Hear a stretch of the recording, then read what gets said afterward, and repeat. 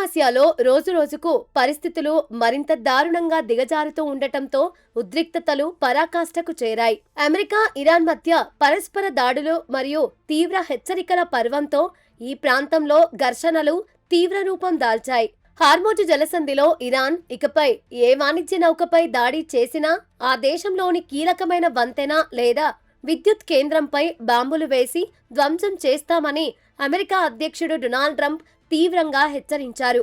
Trump చేసిన వ్యాఖ్యలపై IRGC స్పందిస్తూ అమెరికాపై 9/11 తరహాలోనే మరొక విధ్వంసకర దాడి చేస్తామని సంచలన బెదిరింపులకు దిగింది. అమెరికా గనుక తమపై ఘర్షణలను ఇలాగే కొనసాగిస్తే ఆ దేశం మరోసారి జాతీయ సంతాప దినాలు పాటించాల్సి వస్తుందని ఇరాన్ ప్రభుత్వ అనుబంధ మీడియా సంస్థ స్పష్టం చేసింది.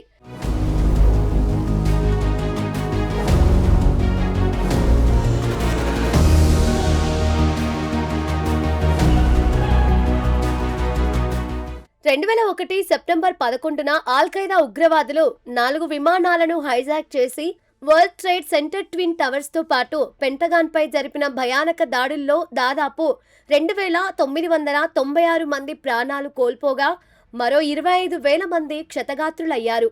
అమెరికా చరిత్రలోనే అత్యంత విషాదకరంగా మిగిలిపోయిన ఆనాటి మారణహోమాన్ని నేరుగా ప్రస్తావిస్తూ ఇరాన్ ఈ స్థాయిలో విరుచుకుపడటం అంతర్జాతీయంగా తీవ్ర ఆందోళన కలిగిస్తోంది.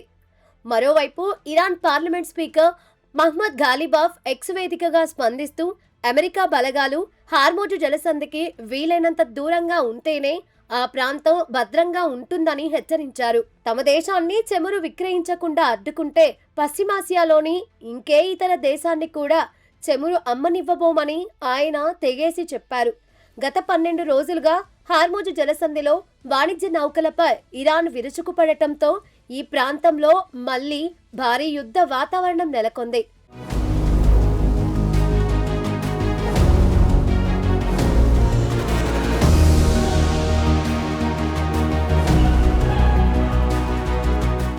టెహ్రాన్ సైనిక సామర్థ్యాన్ని, వారి స్థావరాలను తీవ్రంగా దెబ్బతీసేలా తాము వైమానిక దాడులు నిర్వహించామని యుఎస్ సెంట్రల్ కమాండ్ తాజాగా అధికారికంగా ప్రకటించింది. ఈ ఉద్రిక్తతల నడుమ యెమెన్లోని హూతీ తిరుగుబాటుదారులు కూడా రంగంలోకి దిగి పరిస్థితులను మరింత సంక్లిష్టం చేశారు. ఎర్ర సముద్రానికి అత్యంత కీలకమైన బాబెల్ మాండేబ్ జలసంధిని పూర్తిగా మూసివేస్తున్నట్లు హూతీలు ఇప్పటికే ప్రకటించి ఆ ప్రాంతంలో నౌకల రాకపోకలను దిగ్బంధం చేశారు. ముఖ్యంగా సౌదీ అరేబియాకు చెందిన నౌకల ప్రయాణాన్ని పూర్తిగా అడ్డుకుంటామని స్పష్టం చేసిన హూతీలు తాజాగా సౌదీకి చెందిన 2 భారీ చమురు ట్యాంకర్లపై విరుచుకుపడి దాడులు చేశామని బహిరంగంగా వెల్లడించారు.